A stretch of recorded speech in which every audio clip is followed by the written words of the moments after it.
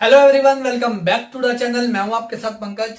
बच्चों, आज हम कर रहे हैं क्लास 11th का बीआरएस चैप्टर अकाउंटेंसी का बेटा बैंक रिकंसिलिएशन स्टेटमेंट। देखो, वैसे मैंने इसकी वीडियो ऑलरेडी अपलोड कर रखी है, डिस्क्रिप्शन में आपको मिल जाएगी। अगर आपको बिल्कुल इजी कॉन्सेप्ट समझना है, इसका बेसिक कॉन्सेप्ट करना है। आज की वीडियो में भी हम कॉन्सेप्ट करेंगे, लेकिन थोड़ा फास्ट करेंगे क्योंकि ये वन शॉट वीडियो रहने वाली है आपकी। जो नीचे डिस्क्रिप्शन में हम जाओगे तो वहां पे आपको कॉन्सेप्ट की वीडियो अलग मिलेगी, क्वेश्चंस की अलग मिलेगी। और आज वाली वीडियो में भी क्वेश्चंस होंगे। जो डिस्क्रिप्शन में वीडियो है उसमें होंगे थोड़े इजी क्वेश्चंस, जिससे आपका बेस बने। और इस वीडियो में थोड़े ज्यादा question, unsold question, high level के क्वेश्चन। ठीक है। और मेन फोकस यही रहेगा इस वीडियो में बेटा, जिससे आपको कॉन्सेप्ट समझ में आए कि इसका कॉन्सेप्ट क्या है। क्योंकि ये जो चैप्टर है, जिस बच्चे को इसका कॉन्सेप्ट समझ में आ गया, कुछ वर्ड समझ में आ गए, टर्म समझ में आ गई कि टर्म्स क्या है, तो ये चैप्टर उसके लिए बहुत इजी हो जाता है बेटा। तो करते हैं फिर स्टार्ट। अपनी नोटबुक और बुक दोनों साथ में लेके बैठना, ताकि आप क्वेश्चन भी देख सको बुक के साथ साथ, और मेरे साथ साथ क्वेश्चन कॉपी में हाथ में कर सको। तो करते हैं जल्दी से स्टार्ट। देखो बच्चों, ध्यान से समझना। मैंने पहले ही अभी आपको बोला कि बहुत इजी कॉन्सेप्ट है, जिसे सिर्फ कॉन्सेप्ट समझना है। जैसे बोला, आपको डिस्क्रिप्शन में जो कॉन्सेप्ट मिल जाएगा, पर यहाँ पे मैं एक बार रिवाइज करवा रहा हूँ दोबारा, जैसे अभी बताया आपको मैंने। फटाफट रिवाइज कराएंगे, क्विक रिवीजन। देखो, चैप्टर का नाम बता दिया मैंने आपको, बीआरएस है। BRS bank reconciliation statement. अब देखो, दो तरह की चीजें होती हैं। एक होती है कैश बुक और एक होती है पासबुक। एक होती है कैश बुक और एक होती है बेटा पासबुक। कैश बुक जो होती है वो आप सबने एक चैप्टर पढ़ा था, उसको याद रखना। यहां पे जो हम कैश बुक की बात करेंगे, जो डबल कॉलम कैश बुक होती थी, उसमें जो बैंक का कॉलम होता था, बैंक वाला, हम सिर्फ उसकी बात करेंगे, कैश वाले कॉलम की बात नहीं करेंगे। ठीक है। और पासबुक आप सबको पता है। क्या आपके घर में कभी आपने पासबुक देखी है? किसी ना किसी बैंक की देखी होगी। लेकिन बेटा, वो एक्चुअल पासबुक नहीं होती, याद रखना। वो जो होती है वो कॉपी होती है पासबुक की। पहले आप अपने पेरेंट्स से पूछना, किसी बड़े भाई बहन से पूछना कि पहले हमें उस पासबुक को, जो हमारे घर में होती है, बार बार बैंक लेके जाना पड़ता था। अभी भी लेके जाना पड़ता है, लोग जाते हैं ताकि उसमें एंट्रीज हो सके। एक्चुअल में जो पासबुक होती है वो होती है बेटा बैंक के पास। किसके पास होती है? बैंक के पास। और कैश बुक जो होती है वो होती है बिजनेस मैन के पास, जो बिजनेस कर रहा है, या अकाउंट होल्डर भी बोल सकते हो आप। तो बैंक के पास एक्चुअल वाली पासबुक होती है, हमारे पास उसकी कॉपी होती है। बैंक एक्चुअल वाली, जो रियल ओरिजिनल वाली पासबुक है, उसमें एंट्रीज करता रहता है, ट्रांजेक्शन करता रहता है, जो भी हमारी पूरे मंथ की, पूरे साल की होती है। हम डे टू डे, मतलब थोड़े थोड़े टाइम बाद, 15 दिन बाद, 1 महीने बाद बैंक के पास जाते हैं, और जो बैंक ने रियल ओरिजिनल वाली पासबुक पे एंट्रीज करी है, उसको अपनी कॉपी वाली पे प्रिंट करवा के आ जाते हैं। आजकल तो मशीन लग गई है, उसमें पासबुक डालो, अपने आप को प्रिंट करके बेटा दे देगी आपको सारी ट्रांजेक्शन। अब क्या होता है, मान लो आज आई 31 मार्च। ठीक है। अब मुझे 1 मार्च से लेके 31 मार्च तक मैंने ट्रांजेक्शन करी। जब मैं 31 मार्च को घर पे बैठा, मैंने अपनी कैश बुक ओपन करी और मैंने देखा बैंक कॉलम में मेरे हिसाब से सीडी बैलेंस आना चाहिए 50,000 रुपए की। मेरे अकाउंट में, बैंक में 50,000 रुपए पड़े हैं। लेकिन जब मैं बैंक की पासबुक देखी, कॉपी वाली जो घर में पड़ी थी, उसमें दिखा रहा था 30,000 रुपए। तो ये जो 20,000 रुपए का बेटा डिफरेंस आ रहा है, जब मैं इस डिफरेंस को चेक करने के लिए, ये डिफरेंस क्यों आ रहा है, इसको करेक्ट करने के लिए, जब मैं एक स्टेटमेंट बनाता हूं, देखो मैं वर्ड यूज कर रहा हूं स्टेटमेंट, अकाउंट नहीं कर रहा। दोनों में फर्क होता है। अकाउंट वो होता है जिसमें डेबिट क्रेडिट के रूल अप्लाई होंगे, लेजर की तरह बनेगा। स्टेटमेंट क्या कोई फॉर्मेट नहीं होता फिक्स। स्टेटमेंट में जरूरी नहीं है डेबिट क्रेडिट वाले रूल अप्लाई हो ही हो। अब ये जो 20,000 का डिफरेंस आया, इसके लिए जो मैंने स्टेटमेंट बनाई, उसको बोलते हैं बैंक रिकंसिलिएशन स्टेटमेंट। बैंक का नाम क्यों है? कोई बैंक से मैच कर रहा है। रिकंसिलिएशन मतलब सही करना दोबारा, और स्टेटमेंट तो वो है। एक बार डेफिनेशन देखे, BRS is a statement prepared by the account holder. जो अकाउंट होल्डर है वो बना रहा है ऑन अ पर्टिकुलर डेट, एक पर्टिकुलर डेट पे बना रहा है। क्यों बना रहा है? टू रिकंसिल मतलब सही करना, the bank balance as per cash book. देखो मैंने आपको बोला था ना, यहाँ पे बैंक की बात कर रहा है कैश बुक की, तो bank balance as per cash book with the balance as per bank statement, passbook या बैंक बुक। ये तीन नाम क्यों आए? जो बेटा पासबुक होती है उसको बैंक स्टेटमेंट भी बोलते हैं। आपने सुना होगा कई बार ये कि लोन वोन लेने जाओ तो बोलते हैं अपनी बैंक स्टेटमेंट दे दो, तो बैंक स्टेटमेंट मतलब पासबुक की ट्रांजेक्शन दे दो, इसको बैंक बुक भी बोलते हैं और पासबुक तो बोलते ही बोलते हैं। और ये चैप्टर मैंने पहले भी बहुत बार बोला है, ये जरूरी नहीं कॉमर्स वाले बच्चे को पढ़ना है, भैया अकाउंट तो सबका है। आर्ट्स वाला बच्चा भी बिजनेस कर रहा है या अपने अकाउंट में पैसे जमा करा रहा है तो वो भी चेक कर सकता है अपना। ठीक है बेटा, अब समझो कि एक मैंने आपको बताया एक कैश बुक है और एक पासबुक है, तो इनके बैलेंसेस होते हैं। बैलेंसेस मतलब कि जो मेरे अकाउंट में पैसा पड़ा है वो पॉजिटिव में पड़ा है या नेगेटिव में पड़ा है। तो क्वेश्चन में या तो चार तरह के बैलेंस होते हैं। पहला होता है balance as per cash book debit वाला, balance as per cash book credit वाला, फिर पासबुक का डेबिट पासबुक का क्रेडिट। तो ये आपको पता होना चाहिए कि इसमें से कौन सा बैलेंस पॉजिटिव होता है मेरे लिए, कौन सा बैलेंस नेगेटिव होता है।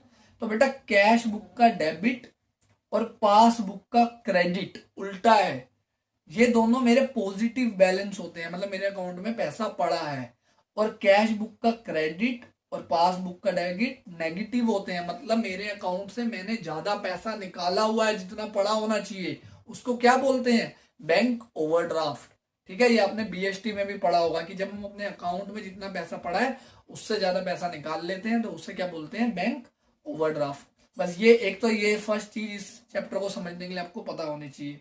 आगे देखो, ये देखो वर्ड आ गया, मैंने स्टार बना रखा है कि credit balance of cash book and debit balance of passbook is called overdraft balance, क्योंकि पेपर में ये वर्ड आ जाएगा तो आपको पता होना चाहिए। अब इस चैप्टर के क्वेश्चन में पूछने से पहले कुछ टर्म्स आपको पता होनी चाहिए। पहली टर्म है डिपॉजिट। डिपॉजिट मतलब जब मैंने अपने बैंक में कोई चेक जमा करवाया मैं ताकि उससे मेरे अकाउंट में पैसे आएंगे, कैश जमा करवाया है, तो वर्ड क्या आता है? डिपॉजिट। इसके बाद इशूड या फिर ड्रॉन, दोनों वर्ड का मतलब एक ही होता है। मैंने किसी को पेमेंट करनी थी तो मैंने चेक इशू किया, या ड्रॉन मतलब लिखा, तो उसमें क्या होता है? चेक से पेमेंट हुई है, तब ये वर्ड आ रहा है इशूड या फिर ड्रॉन। इसके बाद very very important term standing order या फिर स्टैंडिंग इंस्ट्रक्शंस। ये क्या होते हैं बेटा? आपने पेटीएम यूज किया होगा, उससे आप कभी बिजली का बिल भरो ना तो वो ऑप्शन दिखाता है कि आप ऑटो पे अलाउ कर दो।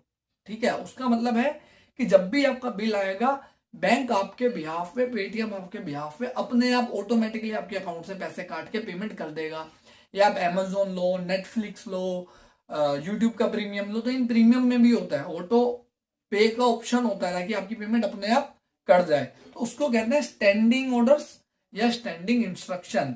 बैंक इटसेल्फ पे the amount of expenses like insurance premium, electricity bill, school fees of children, बहुत सारी चीजें आती हैं इसमें। ठीक है, और देखो अब एक चीज समझो, बिल्कुल बहुत अच्छी लॉजिकल चीज जो शायद आप नोटिस नहीं करते कि ऐसा क्यों हो रहा है, ध्यान से समझना।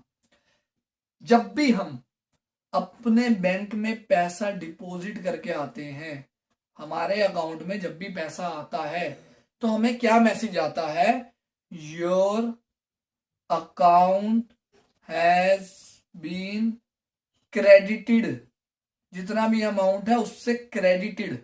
और जब भी हम पैसा निकालते हैं तो अब मैसेज आता है your account has been debited. अब कभी सोचा कि डेबिटेड क्यों आता है, क्रेडिटेड क्यों आता है? क्यों नहीं सोचा ना? अब ध्यान से समझो, मेरा बैंक है, मेरा बैंक है जो, और ये मैं हूं। ठीक है, मैंने अपने बैंक में 10,000 रुपए जमा करवाए। कितने रुपए जमा कराए? 10,000 रुपए। तो मैं बैंक के लिए मैं क्या हो गया? क्रेडिटर हो गया, क्योंकि बैंक को मेरे पैसे वापस करने हैं। तो जब मैंने पैसे जमा कराए बैंक की लायबिलिटी क्या हो गई? इंक्रीज हो गई, बढ़ गई, क्रेडिटर्स बढ़ गए कि भैया पंकज के अकाउंट में 10,000 रुपए आए हैं, वो पैसे उसे देने पड़ेंगे। तो जब भी लायबिलिटी बढ़ती है तो as per rule of accounting क्या होता है? क्रेडिट होता है, इसलिए बैंक कहता है your account has been credited. और जब भी हम पैसा निकाल लेते हैं, हम इस 10,000 में से मैंने 5,000 रुपए निकाल लिए, तो बैंक की लायबिलिटी क्या हो गई? कम हो गई, 5,000 से कम हो गई। तो लायबिलिटी कम होती है तो डेबिट होता है, इसलिए मैसेज आता है your account has been debited. समझे क्या लॉजिक है? बिल्कुल लॉजिक तरीके से चलोगे तो ये चैप्टर जो है इजीली समझ आएंगे, पूरी अकाउंट से अच्छे से समझ आएगी। तो यहाँ पे क्या लिखा हुआ है, जब भी लिखा हुआ आए बैंक डेबिट द अमाउंट, तो इसका मतलब है बैंक ने पासबुक में से पैसे माइनस कर दिए, लेस कर दिए, काट दिए। और जब लिखा हुआ है bank has credited the amount, तो मतलब पासबुक में पैसे ऐड कर दिए हैं। समझे? ये बेसिक चीज सीखे। अब देखो, अब इस चैप्टर को करने के लिए ना कुछ स्टेप्स हैं, वो आपको फॉलो करने पड़ते हैं। स्टेप 1 क्या है? सबसे पहले आपने चेक करना है बैलेंस, चेक द बैलेंस। किसका बैलेंस? अभी आपको मैंने 4 बैलेंसेस दिखाए ये वाले, तो इन चारों में से कौन सा बैलेंस गिवन है? पहले तो ये चेक करो कि कैश बुक का गिवन है या पासबुक का गिवन है। अब मान लेते हैं कैश बुक का गिवन है, तो कैश बुक में डेबिट गिवन है या क्रेडिट गिवन है, पहले आपको ये पता होना चाहिए। क्यों पता होना चाहिए? अब लॉजिक समझते हैं।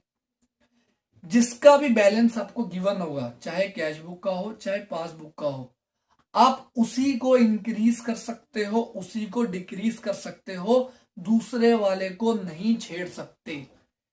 ध्यान से समझना, सिर्फ लाइन को समझो। अभी क्वेश्चन करेंगे तो समझेंगे कि जब भी अगर आपको जिस चीज का बैलेंस दिया है, अगर कैश बुक का बैलेंस दिया है, तो मैं कैश बुक को ही इंक्रीज कर सकता हूं, कैश बुक को ही डिक्रीज कर सकता हूं, मैं दूसरे वाले को टच नहीं कर सकता। ये बिल्कुल अच्छे से समझ लो पहली बात बेटा, ठीक है। स्टेप 2 पे आते हैं। अब इसके फॉर्मेट पे आते हैं। स्टेप 2 समझ लेते हैं फॉर्मेट। अब इसका एक फॉर्मेट होता है बेटा जो आपके स्कूल में कराया होगा, पर्टिकुलर्स, डिटेल्स और अमाउंट। एक ये होता है और एक होता है पर्टिकुलर्स प्लस माइनस। अब 99% स्कूलों में आजकल ये वाला ही करवाते हैं क्योंकि ये वाला इजी होता है, तो मैं भी आपको इसी से ही करवाऊंगा और आपने भी पेपर में इसी से करना है। टीचर कुछ नहीं कहेगा अगर आपका आंसर सही आ रहा है, ठीक है। ये इसके स्टेप्स हैं। अब आते हैं क्वेश्चंस पे। अब मैं कराता हूं आपको 5 to 6 इंपॉर्टेंट क्वेश्चन, जिससे आपको अच्छे से समझ आए कि जो सर ने कॉन्सेप्ट समझाए वो लगाने कैसे हैं। सिर्फ समझने से अकाउंट नहीं आएगी जब तक उसको अप्लाई नहीं करोगे, ठीक है। कुछ क्वेश्चन मैंने वीडियो में पहले भी करा रखे हैं, नीचे डिस्क्रिप्शन में आपको मिल जाएंगे, और कुछ और मैं अच्छे क्वेश्चंस थोड़े अच्छे लेवल के करा रहा हूँ। जिसने ये चैप्टर पहले किया ही नहीं है या बिल्कुल भूल गया है, तो वो पहले वो बेसिक क्वेश्चंस देख लो जो मैंने नीचे डिस्क्रिप्शन में लिखे हैं, अटैच करे हैं। और जिनको आते हैं सिंपल क्वेश्चंस, थोड़े बड़े इंपॉर्टेंट मुश्किल क्वेश्चन चाहिए, तो वो ये वाला देख लो, ठीक है बेटा। तो करते हैं हम स्टार्ट इसके क्वेश्चंस। तो देखो बेटा, आप कर रहे हैं क्वेश्चन स्टार्ट। आराम से समझना, टीएस गढ़वाल के ही क्वेश्चन है। देखो इसमें बहुत सारे क्वेश्चन है, हर क्वेश्चन में नया पॉइंट आ जाता है, तो हर क्वेश्चन को करना तो यहाँ पे मेरे को आपके लिए करवाना पॉसिबल नहीं है। मैं जितने पॉसिबल हो सकते हैं 4-5 हर टाइप के क्वेश्चन करवा रहा हूँ आपको। और अगर आपको किसी स्पेसिफिक क्वेश्चन में डाउट आता है तो इंस्टाग्राम का आपको लिंक आ जाएगा, स्क्रीन पे आपको दिख रहा होगा, वहां से आप क्वेश्चन मेरे से पूछ लेना बेटा, डीएम करके, ठीक है। अब देखो स्क्रीन पे क्वेश्चन आ गया, बुक खोल लो। हो सकता है आपकी बुक में क्वेश्चन हो, क्योंकि मेरी थोड़ी सी पुरानी बुक है तो आपको बुक से करने में इजी रहेगा। पहले मैं बना रहा हूं इसका फॉर्मेट इसका बहुत सिंपल है। मैंने बताया था आपको कि 2 फॉर्मेट होते हैं, मैं प्लस और माइनस वाला बना रहा हूं क्योंकि मोस्टली स्कूल में यही फॉलो होता है बेटा। अब सबसे पहले मैंने आपको क्या कहा था, आपने ये चेक करना है कि बैलेंस किसका गिवन है स्टेप 1 में। तो देखो पहली लाइन में लिखा है on 31 March 2019 cash book of the firm shows a bank balance of ₹36,000 debit. किसका बैलेंस दिया हुआ है? कैश बुक का। तो हम लिखेंगे यहां balance as per cash book. कौन सा बैलेंस है? डेबिट। डेबिट मतलब पॉजिटिव वाला बैलेंस गिवन है। कितना गिवन है? 36,000। तो यहां प्लस वाले में लिख देंगे 36,000 रुपए। क्लियर इतना? अब आओ सेकंड में, बोला cheque had been issued. Issued का मतलब मैंने आपको बताया था कि मैंने किसी को पेमेंट करी है, ठीक है। और एक पॉइंट बात और, अब यहाँ पे कैश बुक का बैलेंस गिवन है, तो मैंने क्या बोला था, जिसका बैलेंस गिवन है उसी को प्लस उसी को माइनस कर सकते हैं, इसको याद रखना। Cheque had been issued for 30,000 out of which 24,000 were presented for payment. अब ध्यान से समझना, कोई जल्दबाजी मत करना ऐसे चैप्टर्स को समझने में। बीआरएस हो गया, रेक्टिफिकेशन हो गया। मैं घर पे बैठा था, मेरा एक क्रेडिटर आया, मैंने उसको पेमेंट दे दी। कितने की चेक की पेमेंट दी? 30,000 रुपए का। तो जब मैंने चेक की 30,000 की पेमेंट दी तो मैंने कैश बुक को माइनस कर दिया, 30,000 से कम कर दिया, कैश बुक में रिकॉर्ड कर दिया। लेकिन बैंक में पासबुक में से सिर्फ और सिर्फ 24,000 रुपए के जो चेक थे उनकी पेमेंट ही हुई है। मतलब बैंक से सिर्फ 24,000 रुपए कम हुआ है बेटा, और कैश बुक से हो रखे हैं 30,000 रुपए कम। और मुझे दोनों को क्या करना है? इक्वल करना है। तो अब मैं पासबुक को तो छेड़ ही नहीं सकता, क्योंकि ओपनिंग बैलेंस मुझे दिया हुआ है कैश बुक का। तो मैं कैश बुक को या बढ़ाऊंगा या कैश बुक को ही कम करूंगा और दोनों को इक्वल करूंगा। तो मैं क्या करूं? अगर मैं इस कैश बुक वाले बैलेंस में 6,000 रुपए और ऐड कर दूं तो क्या होगा? बराबर हो जाएगा। ठीक है, यहां से भी 24 कम होंगे और यहां से भी फिर 24 ही कम होंगे। तो मैं यहाँ पे लिख दूंगा, मैं स्टेटमेंट एक ही लिख के दिखा रहा हूं आपको, क्योंकि उसमें कॉपी पेस्ट करना होता है। Check issued but not presented,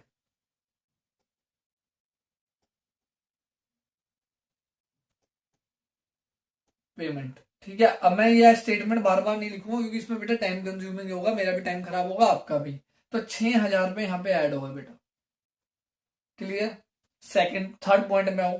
बोल रहा है cheque of 8,400 were deposited in the bank on 28 March but had not been credited by the bank. अब ध्यान से समझो, अब मैं अपने बैंक में गया, मैंने चेक डाल के आ गया। डिपॉजिट क्या होता है? बैंक में आप कभी चेक डालने जाओगे, एक बॉक्स होता है, उस बॉक्स में चेक डाल के आ जाते हैं। मैंने घर पे बैठ के अपनी जो कैश बुक थी उसको बढ़ा दिया 8,400 से, कि भैया पैसे बढ़ गए, बैंक में आ जाएंगे। लेकिन बैंक में पैसे आए ही नहीं, पासबुक 1 रुपए से भी नहीं बढ़ी, मतलब 0 से बढ़ी है। यहाँ पे 0 रुपए ऐड हुआ है। तो अब दोनों को इक्वल करना है, इसको मैं छेड़ नहीं सकता। तो मैं क्या करूंगा? इसमें से 8,400 माइनस कर दूंगा, ताकि दोनों 0 0 इक्वल हो जाए। तो यहाँ पे थर्ड पॉइंट में एक तो ये 8,400 माइनस करने हैं, इसलिए माइनस वाली साइड में, ऐड करना है तो प्लस वाली साइड में।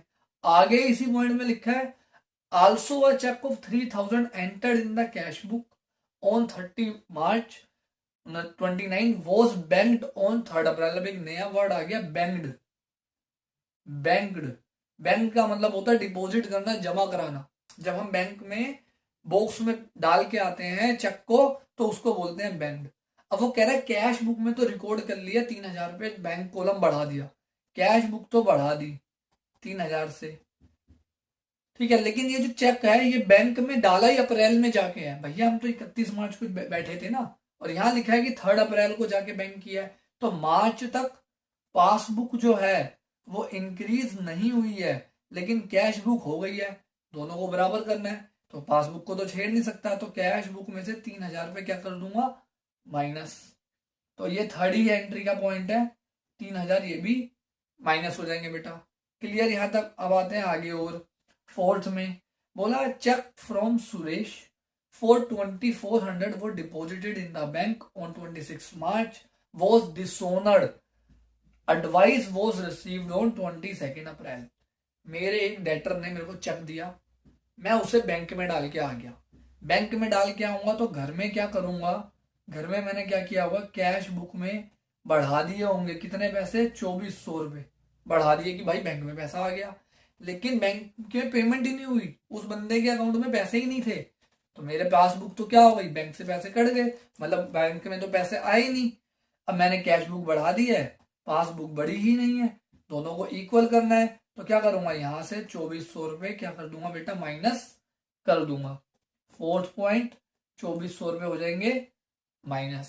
नेक्स्ट पॉइंट में हो लिखा passbook shows bank charges of 120 debited bye the bank. मैंने आपको जब करवाया था, देखो यहाँ लिखा था डेबिटेड बाय द बैंक का मतलब है पासबुक से पैसे माइनस हो गए हैं। तो पासबुक कम हो गई है 120 रुपए से, पासबुक 120 रुपए से कम हो गई है। हाँ 120 रुपए से, लेकिन कैश बुक में कुछ नहीं करा। हमें पता ही नहीं है बैंक से पैसे काटे हैं, तो दोनों को इक्वल करना है। तो कैश बुक को भी 120 रुपए से क्या कर दूंगा, माइनस। तो 120 रुपए माइनस फिफ्थ पॉइंट के, ठीक है।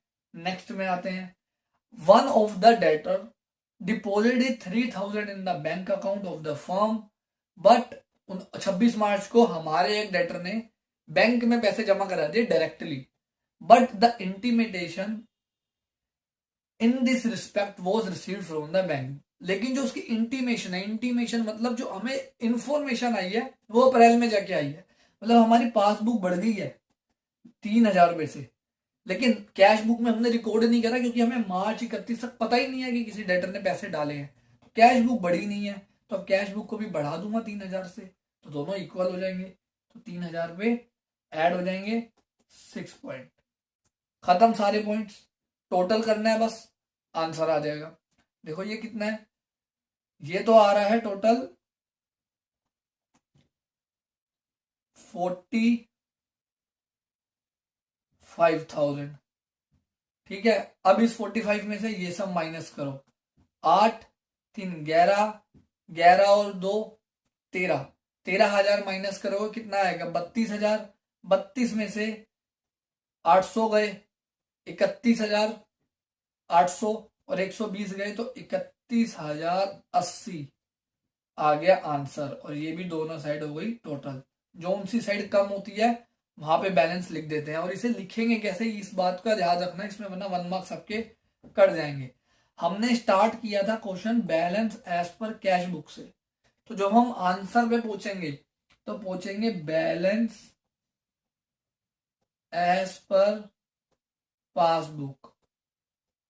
और एक बात और, हमने कैश बुक के डेबिट बैलेंस से स्टार्ट किया था, पॉजिटिव बैलेंस से स्टार्ट किया है, तो आंसर भी जो आएगा वो पॉजिटिव आएगा। पासबुक का क्रेडिट बैलेंस पॉजिटिव होता है।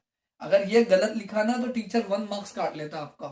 कैश बुक से स्टार्ट किया है बैलेंस तो पासबुक पे पूछेंगे, डेबिट पॉजिटिव से स्टार्ट किया तो यहाँ भी पॉजिटिव, नेगेटिव से स्टार्ट करा तो नीचे भी नेगेटिव। ये बात आपने याद रखनी है। फिनिश क्वेश्चन, नेक्स्ट क्वेश्चन पे आए, इसको हटा दूं पूरे को।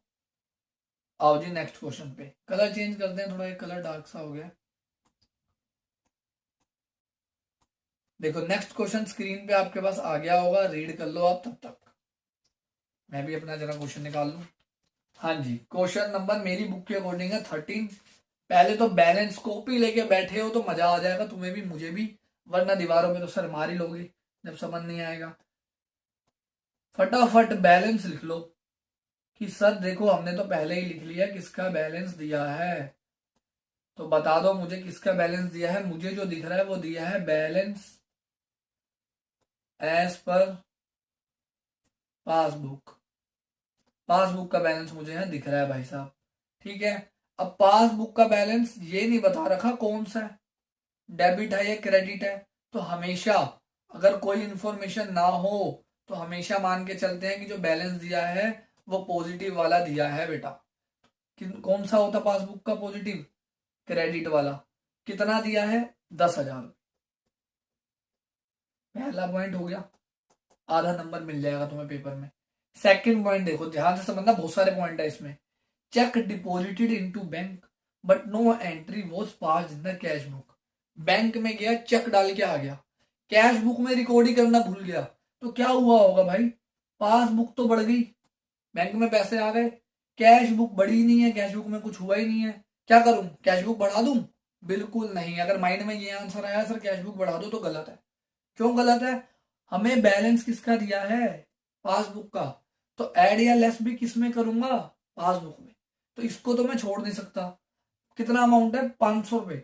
500 रुपए पासबुक बढ़ गई है, कैश बुक बढ़ी नहीं है, तो मैं इसी में से माइनस करूंगा 500 रुपए, मैं इसको नहीं छेड़ सकता। तो यहाँ पे सेकंड पॉइंट और माइनस में आ जाएंगे 500 रुपए। पहले तो यही ध्यान रखना है कि बैलेंस किसका दिया है, ठीक है। थर्ड लिखा हुआ है cheque received and entered in the cash book but not send to bank. Cheque आया, किसी डेटर ने पेमेंट दी, चेक दिया, कैश बुक बढ़ा दी, कैश बुक में रिकॉर्ड कर लिया, लेकिन बैंक में पैसे चेक डाला ही नहीं, तो पासबुक तो बढ़ी नहीं होगी, कैश बुक बढ़ गई है, कैश बुक को मैं छेड़ नहीं सकता, तो पासबुक को क्या करूं, बढ़ा दूं, पासबुक बढ़ जाएगी तो दोनों इक्वल हो जाएंगे। अमाउंट है बेटा इसका 1200 रुपये, थर्ड पॉइंट का। क्लियर। फोर्थ पे आओ। फोर्थ में बोला credit side of the cash bank book column cast short. Very very important point, बहुत ज्यादा गलती करते हो इसमें आप लोग, ध्यान से सुनो। आप सबने कैश बुक बनाई थी, उसमें एक होती थी डेबिट साइड, एक होती थी क्रेडिट साइड। डेबिट साइड में तुम लिखते थे जितना भी पैसा रिसीव्ड हो रहा है, ठीक है, और क्रेडिट साइड में लिखते थे जितनी भी पेमेंट्स हो रही है, यही लिखते थे। अब वो कह रहा है जो कैश बुक का ये क्रेडिट वाली साइड है, यहाँ पे आपने एक ट्रांजैक्शन नहीं लिखी है। कास्ट शॉर्ट मतलब उसका टोटल कम है, कितना रुपए, पहले रुपीज देखते हैं, 200 रुपए, मतलब 200 रुपए की एक ट्रांजैक्शन यहाँ लिखनी चाहिए थी, आपने वो नहीं लिखी, भूल गए, ठीक है। तो क्या हुआ होगा इसकी वजह से कि आपका जो बैलेंस सीडी है वो ज्यादा आ रहा होगा, क्योंकि आपने एक पेमेंट रिकॉर्ड ही नहीं करी। आपके अकाउंट में 10,000 रुपए पड़े थे, 5,000 की पेमेंट थी और एक 200 रुपए की पेमेंट थी, आपने 200 वाली रिकॉर्ड ही नहीं करी, तो आपका बैलेंस तो यहाँ पे ज्यादा आ रहा होगा ना, 5,000 आ रहा होगा, आना चाहिए 4,800 रुपए। तो इसकी वजह से इसका मतलब है कैश बुक बढ़ी हुई दिख रही है, कैश बुक में बैलेंस ज्यादा है, पासबुक में नहीं है। तो क्या करोगे, पासबुक को भी बढ़ा दोगे। कितने से, कितना अमाउंट था, 200 रुपए से बढ़ गई। समझ गए, ये कॉन्सेप्ट बहुत इंपॉर्टेंट है, ध्यान से समझना। नेक्स्ट पे आओ। Insurance premium paid directly by the bank under the standing advice. ये स्टैंडिंग इंस्ट्रक्शन, स्टैंडिंग ऑर्डर, ये वही वर्ड आ गया। हमने बैंक को बोला हुआ था अपने यहाँ पेमेंट कर देना, बैंक ने पेमेंट कर दी, पासबुक कम कर दी बैंक ने, कैश बुक कम नहीं हुई क्योंकि हमने रिकॉर्ड नहीं करा कोई ऐसा खर्चा। तो पासबुक को क्या करूंगा, पासबुक को बढ़ा दूंगा ताकि दोनों बैलेंस इक्वल हो जाए बेटा। कितना अमाउंट है इसका, 600 रुपए। नेक्स्ट एंट्री पे आओ। Bank charges enter twice in the cash book. 20 रुपए का कोई चार्जेस थे, वो बैंक में से एक बार माइनस हुए हैं, लेकिन कैश बुक में मैंने 2 बार माइनस कर दिए, मतलब 40 रुपए माइनस कर दिए। तो अब मेरे को इक्वल करना है, कैश बुक को छेड़ नहीं सकता, फिर वही बात, लेकिन पासबुक से 20 रुपए और माइनस कर दूंगा तो दोनों क्या हो जाएंगे, इक्वल हो जाएंगे। तो 20 रुपए आ गए माइनस में। 6th एंट्री हो गई। 7th पे आओ। Cheque issued but not presented to the bank for payment. ये तो बहुत इजी है, मैंने किसी को पेमेंट करी, इशू करा चेक, कैश बुक कम हो गई, कैश बुक से पैसे कट गए, लेकिन बैंक में उस बंदे ने पेमेंट लेने के लिए अपने बैंक में चेक ही नहीं डाला, अभी उसके घर में पड़ा है चेक, तो मेरे अकाउंट से पासबुक से पैसे अभी नहीं कटे हैं, लेकिन मेरे को तो दोनों को इक्वल करना है और मैं पासबुक को ही छेड़ सकता हूं, तो इसको भी क्या कर दूंगा, माइनस। कितने रुपए हैं बेटा इसके, 500 रुपए। क्लियर। नेक्स्ट एंट्री पे आते हैं। Check received enter twice in the cash book. अब एक चेक मिला था, उसका अमाउंट था आपका बेटा 1,000 रुपए। अब 1,000 रुपए मैंने कैश बुक में बढ़ाए, पासबुक में भी बढ़े 1,000 रुपए, लेकिन कैश बुक में 2 बार बढ़ गए, ट्वाइस लिखा है, 2 बार एंट्री हो गई, तो दोनों को इक्वल करना है। तो यहाँ पे भी अगर 1,000 रुपए ऐड कर दूंगा तो दोनों क्या हो जाएंगे, इक्वल हो जाएंगे, तो कर देते हैं ऐड। इससे इजी चैप्टर नहीं है, सिर्फ ये देखना है क्या बढ़ रहा है क्या घट रहा है, ठीक है। Next entry. Bill discounted dishonoured note recorded in the cash book. एक बिल होता है, बिल मतलब बिल ऑफ एक्सचेंज होता है एक, जिसको दिखा के हम अपने डेटर से पैसा लेते हैं। अब हमने उसको बैंक से डिस्काउंट करा लिया था, ठीक है। ये पूरा प्रोसीजर होता है कि मान लो मैंने किसी मिस्टर एक्स से पैसे लेने थे, उसने मेरे को बिल रिसीवेबल दे दिया कि भाई 3 महीने बाद आके पैसे ले जाना, ठीक है। बिल रिसीवेबल कागज का टुकड़ा होता है जिसमें लिखा होता है कि वो बंदा इतनी तारीख को मुझे पैसे देगा, लेकिन मुझे 1 महीने बाद ही पैसों की नीड पड़ गई, बीवी घर में लड़ने लग गई, ये पैसे दो, हमें शादी, मुझे लेना सूट। तो मैं गया अपने बैंक में जहां पे मेरा अकाउंट था, मैंने कहा सर जी ये बिल पड़ा है, ये ले लो, मेरे को भी पैसे दे दो, ठीक है, बाद में आप ये मिस्टर एक्स से जाके ले लेना, उसका एड्रेस वेड्रेस आधार कार्ड सब लगा हुआ है। बैंक ने कहा ठीक है, कितने का बिल है जी, मैंने कहा 5,000 रुपए का बिल है। कह रहे 5,000 पूरे तो नहीं देंगे आपको, हम कुछ ना कुछ इसमें से अपना कमीशन काटेंगे जिसको डिस्काउंट बोलते हैं यहाँ पे, और बाकी रिमेनिंग दे देंगे। मैंने कहा ठीक है सर दे दो। जब तीन मैंने इस प्रोसेस को जो मैंने डिस्काउंट कराया इसे कहते हैं डिस्काउंटिंग ऑफ बिल, जो यहाँ पे लिखा हुआ है बिल डिस्काउंटेड, ठीक है। अब जब बैंक मिस्टर एक्स के पास गया, मिस्टर एक्स ने कहा कोई पैसे वैसे नहीं है, मैंने दे रहा, वो तो मैंने ऐसे लिख के दे दिया था। तो बैंक जो है वो किसको पकड़ेगा? बैंक तो मुझे पकड़ेगा ना, मेरे पास आएगा, हाँ भाई कैसे, तूने कहा था पैसे मिलेंगे, नहीं मिले, तो बैंक मेरे अकाउंट से काट देगा, पूरे के पूरे 5,000 रुपये काट लेगा, ठीक है, क्योंकि बैंक को 5,000 मिलने चाहिए, वो डिस्काउंट डिस्काउंट नहीं देखेगा। तो बैंक ने मेरे पासबुक को कम कर दिया, कैश बुक कम हुई नहीं है, तो क्या करूं, पासबुक को 5,000 से बढ़ा दूं, कितना है 5,000, लिखा हुआ ना note recorded in the cash book, मतलब कैश बुक में रिकॉर्ड नहीं हुआ था, समझे। अब आगे देखो, आगे लिखा हुआ bank had wrongly allowed an interest of 5,000 which was reversed by it on 5th April. Bank ने गलती से पासबुक में 5,000 रुपए डाल दिए थे, बढ़ा दी थी, और सही कर ली गलती, लेकिन अप्रैल में जाके करी है। भाई मैं तो 31 मार्च को चेक कर रहा हूँ ना, 31 मार्च को तो मुझे 5,000 रुपए बढ़े हुए दिख रहे हैं, लेकिन कैश बुक तो बढ़ी नहीं है, कैश बुक को मैं छेड़ भी नहीं सकता इस क्वेश्चन में, तो -5,000 कर दूंगा तो आंसर इक्वल हो जाएगा। तो करें टोटल इसका, हो गई सारी एंट्रीज, पहले करते हैं यहाँ टोटल 10, 11,000, 11,000, 12,000, 13,000, 18,000, टोटल आ रहा है जी 18,000। 18 में से 5 गए 13, 13 और 1,000, 12, 11,980, बिल्कुल सही आंसर आ गया। लो जी, सही आंसर ना आए तो क्या करते हैं, बुक फाड़ देते हैं, क्योंकि हम गलत नहीं हो सकते, बुक गलत हो सकती है। अब ये देखो, स्टार्टिंग बैलेंस क्या था, पासबुक क्रेडिट पॉजिटिव, तो यहां जो ये आंसर आया है ये किसका है, balance as per cash book, और उसका पॉजिटिव था तो इसका भी पॉजिटिव होगा, डेबिट होगा, ठीक है। यहां पे फिनिश, क्लियर हो गया। आ जाए नेक्स्ट क्वेश्चन पे, चलो जी आ जाते हैं नेक्स्ट क्वेश्चन पे।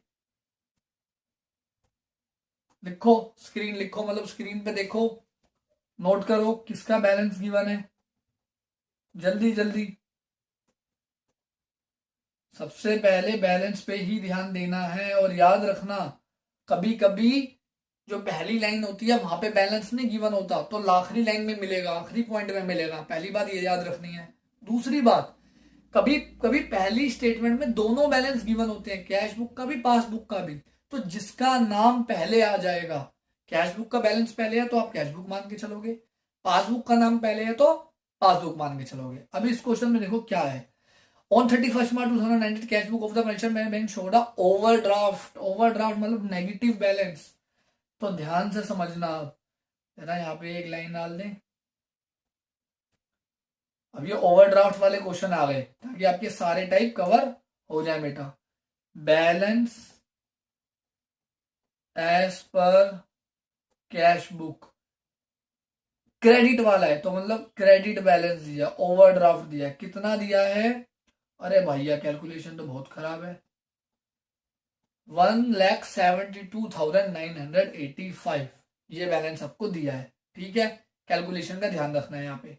पहली एंट्री पढ़े, check issued for 60,000 were not presented in the bank. मैंने किसी को चेक दिया, क्या किया होगा, घर में बैठ के कैश बुक कम कर दी होगी, भाई पेमेंट दे दी है, मैंने लिख दिया बैंक से पैसे कट गए, कट जाएंगे, लेकिन उस बंदे ने बैंक में पैसे ही नहीं डाले, अप्रैल में जाके डाले हैं, और मैं बना रहा हूं मार्च में, पासबुक कम नहीं हुई है, ओपनिंग बैलेंस किसका है, कैश बुक का, तो इसको बढ़ा दूंगा ताकि दोनों इक्वल हो जाए। तो ये तो था पहला, सॉरी पहला इसका यही है जो अब कर रहे हैं। कितना अमाउंट है, 60,000 रुपये, 60,000 रुपये बढ़ गए, ठीक है। नेक्स्ट एंट्री में आते हैं, cheque amounting 75,000 were deposited in the bank but were not collected. 75,000 रुपए के चेक बैंक में डाल के आया, घर पे बैठ के कैश बुक बढ़ा दी कि भाई 75,000 रुपये बढ़ गए, लेकिन बैंक में वो चेक अभी उन्होंने रिसीव ही नहीं किया, मतलब वो जो बॉक्स है वो बॉक्स खोला ही नहीं है, ठीक है। जब तक वो बॉक्स नहीं खोलेंगे तब तक मेरे अकाउंट में पैसे नहीं आएंगे, तो पासबुक बढ़ी नहीं है, तो अब क्या करूं, कैश बुक को माइनस कर दूं ताकि दोनों इक्वल हो जाए यहाँ पे। क्लियर जी, आ जाओ जी आगे बढ़ते रहो। थर्ड पॉइंट, अ चेक को 15,000 received from Mahesh Chand and deposited in the bank was dishonored but the non payment advice was not receive. एक चेक मिला, महेश चंद हो सकता है हमारे डेटर हो, बैंक में डाला हमने, घर में बैठ के क्या करा, कैश बुक बढ़ा दी, वो डिसोनर्ड हो गया। डिसोनर्ड का मतलब मैंने तुम्हें बता रखा है कि जब भी पेमेंट नहीं हुई, कैंसिल हो गई पेमेंट, तो पासबुक तो बढ़ी नहीं, कैश बुक बढ़ा दी घर में बैठ के, तो क्या करूं, कैश बुक को माइनस कर लूं, अमाउंट था 15,000। Third entry.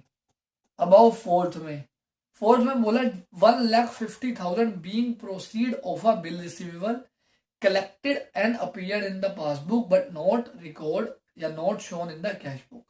1.5 लाख रुपए जो बिल रिसीवेबल से मिलने थे, मेरे को बीआर से मिलने थे, वो बैंक में तो आ गए हैं, बैंक में शो हो रहे हैं, कैश बुक में रिकॉर्ड नहीं हुए। मतलब पासबुक बढ़ गई है, कैश बुक नहीं बढ़ी है, तो अब कैश बुक को भी क्या करूं, बढ़ा देते हैं। कितना रुपए, 1.5 लाख रुपए, दोनों इक्वल हो गए। फिफ्थ पे आओ, बैंक चार्जेस 1,500 रुपए, बैंक ने 1,500 रुपए काट लिए, पासबुक कम कर दी, कैश बुक कम हुई नहीं है, तो कर देते हैं भाई, यही तो सीख रहे हैं और सीख ही क्या रहे हैं। और इसी में लिखा हुआ interest on overdraft 8,500 appeared in the passbook. जो हम बैंक से ओवरड्राफ्ट पैसा निकालते हैं, उससे हमें इंटरेस्ट भी देना पड़ता है उस ओवरड्राफ्ट में, तो उससे हमारा पासबुक और कम होती है। बैंक ने 8500 रुपए 8,500 रुपीज और कम करे हैं, हमने तो करे नहीं है कैश बुक में, तो कर देते हैं भाई। तो बहुत सिंपल काम है, फ्री के नंबर है इस चैप्टर के, तो ध्यान से अगर आप करते हो। Next entry, last entry, overdraft balance as per cash book 500 on 28 Feb 2019 was wrongly credit forward as a debit balance. ध्यान से समझना, 500 रुपए का नेगेटिव बैलेंस था, जब उसको नेक्स्ट पेज पे कैरी फॉरवर्ड किया, कैश बुक भर जाती है, उसको नेक्स्ट पेज पे करना होता है, तो ओवरड्राफ्ट की जगह पॉजिटिव बैलेंस लिख दिया। लिखना नेगेटिव था, डेबिट लिख दिया, लिखा हुआ डेबिट बैलेंस में लिख दिया। डेबिट बैलेंस मतलब पॉजिटिव हो गया कैश बुक का, लेकिन था तो वो क्रेडिट बैलेंस नेगेटिव था, तो इसको सही करना है, ठीक है। तो 2 बार मतलब डबल अमाउंट से माइनस करना पड़ेगा। ये अगर सिर्फ एक से माइनस करूंगा, वो तो नेट इफेक्ट 0 हो गया, तो वो तो 0 बैलेंस दिखा रहा होगा, लेकिन मेरा बैलेंस तो -500 में है, तो 2 बार जब कर दूंगा, 1000 से माइनस कर दूंगा, तो वो ऑटोमेटिकली -500 हो जाएगा। तो माइनस के 1000 हो गया, फिनिश। कैलकुलेशन कैलकुलेटर से करनी पड़ेगी इसकी, ठीक है, क्योंकि कैलकुलेशन इसकी आपको देखनी पड़ेगी, कर लेना, आंसर सही ही आएगा, ठीक है। खत्म ये भी। एक और क्वेश्चन पे आए, क्या कह रहे हो सर इतने क्वेश्चन मत कराओ बेटा, तभी तो सीखोगे। लास्ट क्वेश्चन, चलो लास्ट क्वेश्चन। वैसे तो 2 और करवाता, बट अब मैंने टाइम देख लिया कि वीडियो का टाइम हो गया बहुत ज्यादा। फटाफट देखो, फटाफट रीड कर लो, फिर जल्दी जल्दी चलो। पेन पेंसिल उठा के जितना क्वेश्चन दिख रहा है स्क्रीन पे फटाफट बना दो। क्या बैलेंस दिया है, किसका बैलेंस दिया है। मुझे जो दिख रहा है वो पासबुक का बैलेंस दिख रहा है, क्योंकि बैंक बुक दिया हुआ है, बैंक पासबुक, और क्रेडिट बैलेंस है, नेगेटिव बैलेंस है, मतलब पासबुक का डेबिट बैलेंस नेगेटिव होता है। लो जी करें स्टार्ट। कितना बैलेंस है, बैलेंस जो हमें दिया है बेटा वो दिया हुआ है 16,500 रुपए, ठीक है।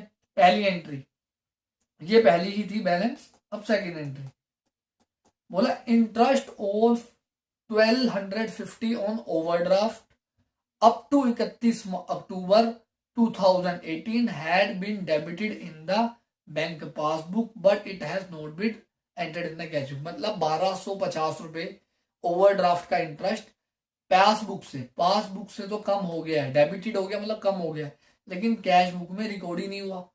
कैश बुक को आप छेड़ नहीं सकते क्योंकि ओपनिंग बैलेंस पासबुक का है, तो इसको क्या करोगे, बढ़ा दोगे 1,250 रुपए से, तो इक्वल हो जाएगा बेटा। नेक्स्ट एंट्री लिखा है bank charges debited in the passbook amounted to 35 rupees. बैंक ने पासबुक में 35 रुपए डेबिट कर दिए, कम कर दिए, कैश बुक में नहीं हुए, तो क्या हो गया, बढ़ा देते हैं। अब तो इतना 4 क्वेश्चन कर लिए, अब तो समझ आ गया कैसे करना है। फोर्थ में आओ, cheque issued prior to 31 October. Prior मतलब पहले, 31 अक्टूबर से पहले हमने एक चेक दिया था, but not presented till the date amounted 11,500। मैंने एक बंदे को चेक दिया तो मैंने घर पे बैठ के कैश बुक में से 11,500 रुपए कम कर दिए, पासबुक से कम हुए नहीं है क्योंकि उस बंदे ने पेमेंट ही नहीं दिखाई, तो कर देते हैं कम। हो गई बराबर दोनों चीजें, कैश बुक पासबुक दोनों इस ट्रांजेक्शन के लिए बराबर हो गई। हर ट्रांजेक्शन में आपको बस बराबर करनी है और कुछ नहीं करना। नेक्स्ट में है fifth, cheque paid into bank before 31 March but not collected and credited up to the date. Cheque paid into bank मतलब डिपॉजिट कराया है, तो घर में बैठ के कैश बुक को क्या करा, बढ़ा दिया, कितना रुपए से, 2500 रुपए से। पासबुक में पैसे ही नहीं आए, पासबुक बड़ी नहीं है, तो अब बढ़ा देते हैं 2500 रुपए से। क्लियर? आ गया वो लास्ट पॉइंट, लो ये तो बड़ी जल्दी क्वेश्चन हो गया। Interest on investment collected by the bankers and credit in the passbook. मैंने कहीं इन्वेस्टमेंट करी हुई थी, वहां से इंटरेस्ट मिलता था, बैंक में आ गया और क्रेडिट हो गया बैंक में 1800 रुपए। पासबुक बढ़ गई 1800 रुपए से, लेकिन कैश बुक नहीं बढ़ी है। ठीक है, तो अब क्या करूं, पासबुक को यहां तो कुछ नहीं कर सकते, मतलब पासबुक को 1800 से माइनस कर दूंगा तो आंसर आ जाएगा। क्लियर? इजी था, कैलकुलेशन कर दें। 16,000 में 11,000 जोड़ोगे कितना, 27,000, 28,000, 29,800 रुपए यहाँ का टोटल आ रहा है। और यहाँ का टोटल देखो कितना आ रहा है, 2,000, 3,000, 3,500, 3,750, 3,785। और यहाँ पे था, रुको एक सेकंड, ये साफ कर देते हैं, जगह मिल जाएगी कैलकुलेशन के लिए। 29,800 और यहाँ पे अपना है कितना था, 3,000, अरे भैया क्या, 3,785। कर लो कैलकुलेशन, आंसर आ जाएगा। 10 में से 5 गए 5, 9 में से 8 गए 1, 0, ये कितना है, 9 में 6 और 2, आ गया आंसर 26015। कौन सी साइड लिखोगे, ये वाली साइड, क्योंकि ये वाली साइड कम है यहाँ पे, और यहाँ पे 29800। फिर से वही सवाल, पासबुक से स्टार्ट किया था तो कैश बुक के बैलेंस पे पहुंचेंगे, पासबुक के डेबिट से स्टार्ट किया था तो कैश बुक के क्रेडिट में पूछेंगे बेटा। हो गया क्वेश्चन और हो गया चैप्टर भी। ठीक है, बहुत इजी चैप्टर है, कॉन्सेप्ट को अच्छे से समझो, जो स्टेप्स बताए उसे करो कि कैसे कैसे स्टेप्स चल रहे हैं। तो मिलते हैं बच्चों नेक्स्ट वीडियो में नेक्स्ट चैप्टर के साथ, ऐसे ही कॉन्सेप्ट प्लस क्वेश्चंस दोनों के साथ। तो चैनल को सब्सक्राइब करो, शेयर करो, लाइक कमेंट सब करके जाओ अगर वीडियो पसंद आई तो थैंक यू।